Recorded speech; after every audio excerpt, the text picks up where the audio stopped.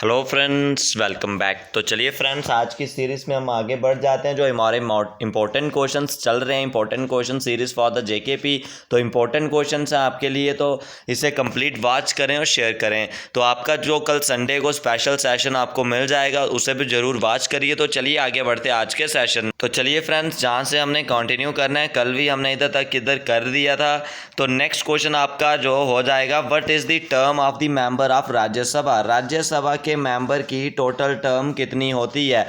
5 year, 4 year, 2 year या 6 year. तो इसका राइट आंसर आपने बताना है, जो आपका ऑप्शन नंबर डी, यानी कि 6 year is the term of the Rajya Sabha जो आपकी है वो हो जाएगी। ठीक है, तो चलिए नेक्स्ट क्वेश्चन की तरफ मैं बात करूं। जो राज्यसभा आ जाती है वो आर्टिकल 80 से डील करती है। जो फर्स्ट टाइम जो अपर हाउस यानी कि राज्यसभा, वो 3 अप्रैल 1952 को एस्टेब्लिश हुआ था, और इसे हम upper house of the parliament भी बोलते हैं। इसकी टोटल स्ट्रेंथ कितनी रहती है राज्यसभा की? 250, जिसमें से जो 12 मेंबर नॉमिनेट किए जाते हैं बाय द प्रेसिडेंट। जो वो नॉमिनेट किए जाते हैं वो किसकी फील्ड से होते हैं? साइंस, आर्ट, लिटरेचर और सोशल सर्विस के। और जो भी मेंबर होते हैं वो इनडायरेक्टली इलेक्ट किए जाते हैं स्टेट लेजिस्लेचर के। और 1/3 जो मेंबर होते हैं वो एवरी सेकेंड ईयर के बाद इधर से क्या होते हैं? रिटायर होते हैं। और ये क्या एक परमानेंट बॉडी है जो सब्जेक्ट ऑफ डिसोल्यूशन नहीं है। चलिए नेक्स्ट की तरफ, maximum strength of the Rajya Sabha वो मैं बता चुका हूँ आपको, 250 होती है। Next question, how many member are nominated to Lok Sabha by the president from Anglo Indian community. अब मैं बात करूं, लोकसभा आर्टिकल 81 से डील करती है, और लोकसभा को हम lower house of the parliament बोलते हैं। इसकी टोटल स्ट्रेंथ रहती है 552, और जो 530 है वो रिप्रेजेंट करते हैं स्टेट्स को, 20 रिप्रेजेंट करते हैं यूनियन टेरिटरी को, और जो 2 हैं वो नॉमिनेट किए जाते हैं bye the president from Anglo Indian community. कितने? 2 जो नॉमिनेट किए जाते हैं from the Anglo Indian community. अभी बात करें करंटली जो 545 मेंबर हैं, 545 करंटली जो लोकसभा की टोटल स्ट्रेंथ है एट प्रेजेंट में। ठीक है, और ये एक परमानेंट बॉडी नहीं है, और जो मेंबर रहता है लोकसभा का वो 5 साल तक ऑफिस को होल्ड करके रखता है। तो इसका ऑप्शन नंबर आपका क्या हो जाएगा? बी, यानी कि इसका 2 है जो वो राइट आंसर हो जाएगा। Next question, how many member are elected in the Lok Sabha from the union territory. Union territory से कितने इलेक्ट होते हैं? टोटल है 552, जो 530 रिप्रेजेंट करते हैं स्टेट से, 20 रिप्रेजेंट करते हैं यूनियन टेरिटरी से। तो ऑप्शन नंबर ए इसका राइट आंसर हो जाएगा। चलिए नेक्स्ट क्वेश्चन की तरफ, the power to issue writs by the supreme court has been investigate under which article. जो रिट्स की पावर है सुप्रीम कोर्ट के पास, वो कौन से आर्टिकल की आती है? अब मैं बात करूं, जो सुप्रीम कोर्ट था वो 26 जनवरी 1950 को एस्टेब्लिश हुआ था। जो सुप्रीम कोर्ट है वो क्या होता है? अपेक्स है जुडिशियल सिस्टम ऑफ इंडिया का। और जो एट प्रेजेंट में जो सुप्रीम कोर्ट में कितने जजेस हैं? 34 जजेस हैं, और उधर including chief justice of the India. जो चीफ जस्टिस ऑफ इंडिया हैं उन्हें अपॉइंट करते हैं प्रेसिडेंट, और जो अदर जजेस होते हैं सुप्रीम कोर्ट के। ठीक है, जो जज होते हैं वही ऑफिस को होल्ड करके रखते हैं एट द एज 65 ईयर्स। ठीक है, उसके बाद जो first chief justice of India थे वो थे हरिलाल जी कन्हैया। आपने present chief justice of India भी बताने हैं। चलिए नेक्स्ट क्वेश्चन की तरफ, the fundamental duties were incorporated in the constitution on the recommendation of which committee. जो क्या थी फंडामेंटल ड्यूटीज थी, उन्हें इनकॉर्पोरेटेड कॉन्स्टिट्यूशन में रिकमेंड किया था कौन सी कमेटी के तहत? इसका राइट आंसर बताना है, जो ऑप्शन नंबर है स्वर्ण सिंह कमेटी, इसका राइट आंसर जो आपका हो जाएगा। Next question, the resolution for removing the vice president of India can be moved in. जो वाइस प्रेसिडेंट का रेजोल्यूशन है वो कहाँ पे मूव किया जाता है? आपने बताना है इसका आंसर। क्या सही होगा? लोकसभा, राज्यसभा, दोनों या कोई भी नहीं? तो ऑप्शन नंबर इसका बी, यानी कि राज्यसभा, इसका बिल्कुल राइट ऑप्शन जो आपका हो जाता है। चलिए नेक्स्ट क्वेश्चन की तरफ, the prime minister hold office during the pleasure of. जो प्राइम मिनिस्टर ऑफिस को होल्ड करके रखते हैं वो किसकी प्लेजर में उसे रखते हैं? तो वो ऑप्शन नंबर सी, प्रेसिडेंट की वो रखते हैं, ठीक है। तो इसे भी आपने नोट डाउन करके रखना है। चलिए नेक्स्ट क्वेश्चन की तरफ। Who distribute the portfolio among the minister of union, minister of union में पोर्टफोलियो कौन जो डिस्ट्रीब्यूट करते हैं? तो इसका आंसर आपने बताना है, जो आपका ऑप्शन नंबर सी यानी कि प्राइम मिनिस्टर इसका राइट आंसर हो जाएगा।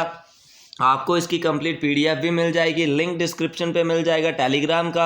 आप टेलीग्राम को ज्वाइन करके वहाँ से फ्री ऑफ कॉस्ट सारी पीडीएफ को डाउनलोड कर सकते हो। जो इंपॉर्टेंट पीडीएफ है, इंपॉर्टेंट अपडेट है, आपको टेलीग्राम से अपडेटेड होती रहेंगी। वहाँ से इंपॉर्टेंट क्वेश्चंस आप देख सकते हो। और कल जो संडे को आपको स्पेशल सेशन जो डेली बेसिस पे मिलता है, मॉक टेस्ट, कुछ इंपॉर्टेंट टेस्ट या इंपॉर्टेंट क्वेश्चंस आपको मिल जाएंगे। तो चलिए आगे बढ़ते हैं। जो कौन सा आर्टिकल राज्यसभा से डील करता है? तो राज्यसभा से आर्टिकल आपका 80 डील करता है और लोकसभा से आर्टिकल 81 डील करता है। Next question, the representation of the state of Rajya Sabha are elected by which one of the following, जो राज्यसभा को इलेक्ट करते हैं वो इनमें से कौन से हो जाते हैं? जो रिप्रेजेंटेशन होते हैं स्टेट के वो कौन होते हैं? मेंबर ऑफ लेजिस्लेटिव असेंबली हो जाएगा, ठीक है।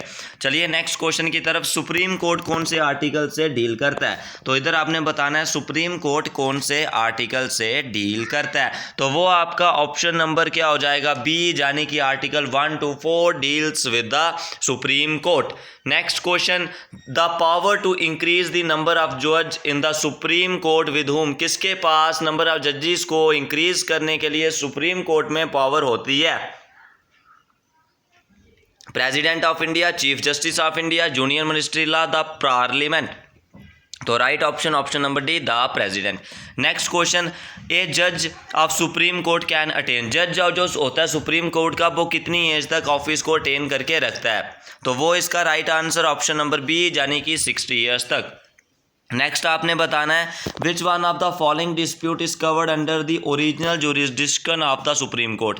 तो इधर कौन सा डिस्प्यूट जो कवर होता है, ठीक है।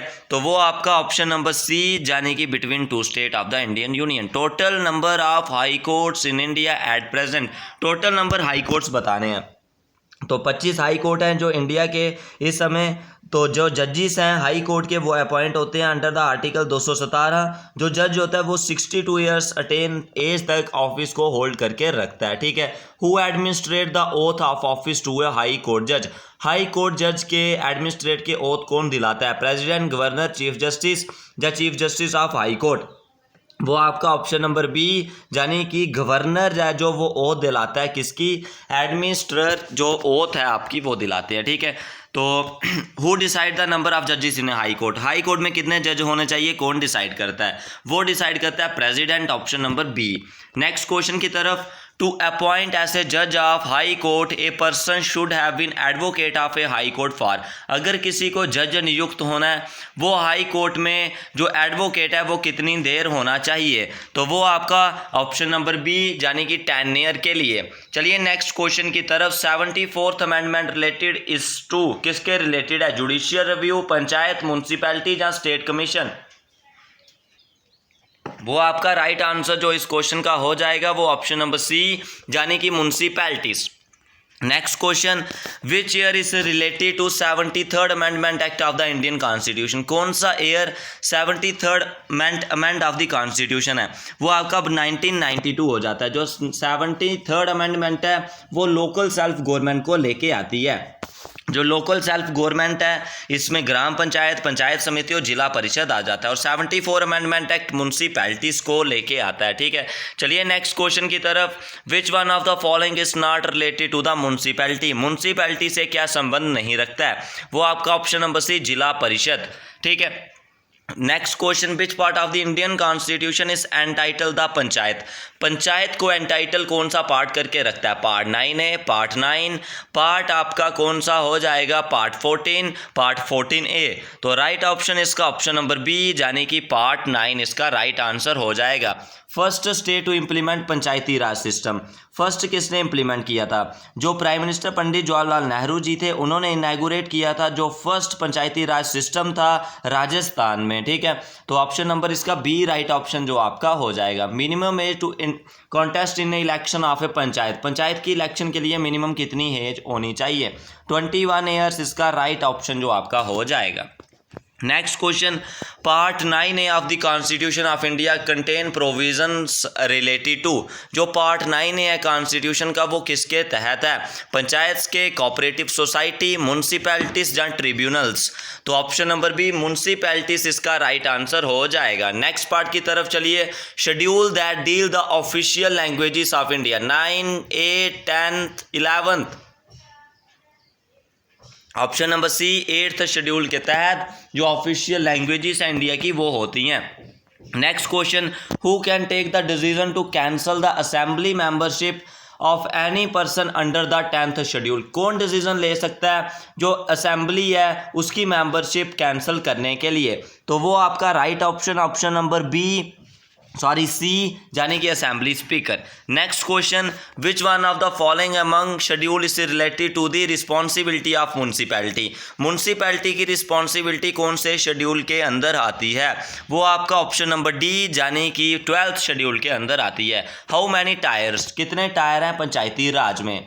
तो वो आपका हो जाएगा ऑप्शन नंबर यानी कि बी, कितने 3 टायर्स। कौन कौन से आपके आ जाते हैं वो आपने कमेंट सेक्शन में बताने हैं, जैसे ग्राम पंचायत विलेज लेवल पे, पंचायत समिति इंटरमीडिएट लेवल पे, जिला परिषद डिस्ट्रिक्ट लेवल पे। Municipal council is related to, municipal council किसके संबंधित है? Rural area, village area, small urban area इसका राइट आंसर हो जाएगा। Next question, which one of the following is related for the transferred area from rural to urban. Rural से urban transferred area करने के लिए कौन रिस्पॉन्सिबल होता है या कौन इसे रिलेट करता है?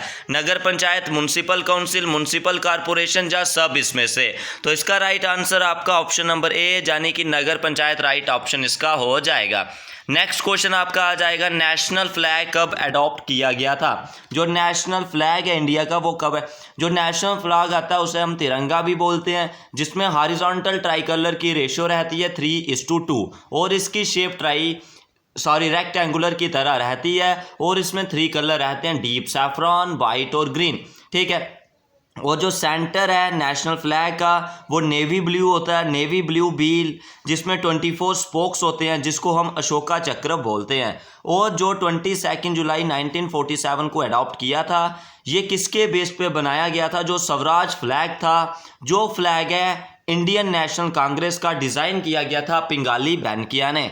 तो चलिए नेक्स्ट क्वेश्चन की तरफ, नेशनल कैलेंडर कब अडॉप्ट किया गया था? जो नेशनल कैलेंडर है उसे हम साका कैलेंडर बोलते हैं, जो 1957 में अडॉप्ट किया गया था 22 मार्च 1957 को। तो ऑप्शन नंबर इसका यानी कि 22 मार्च 1957 ऑप्शन नंबर डी इसका राइट हो जाएगा।